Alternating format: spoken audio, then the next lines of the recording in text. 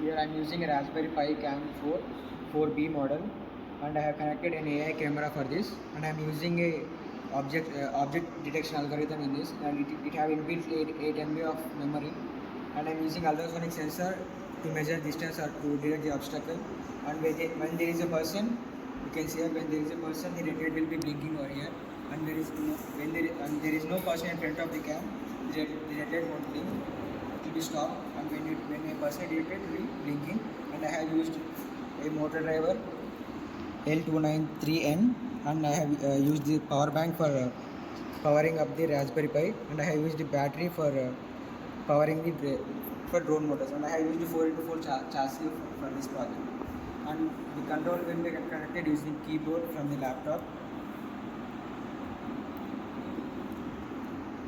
And when we press W, it detects like forward and it will move forward. And we use S, it will detect S and press backward. And D will move right, and A will move left. Now we will see the working model.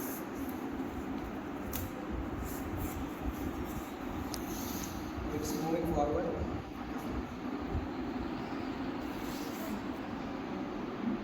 We can see the cam overview over here.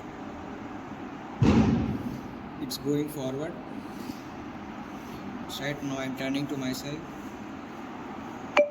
Now a person is detected, and we can see that blinking of light over there. Now I'm changing direction,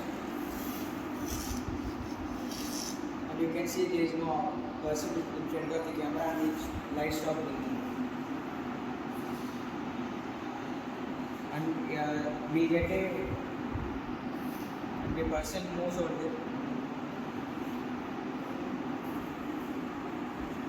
You can see the light blinking, and the person is front of the camera. When he moves over,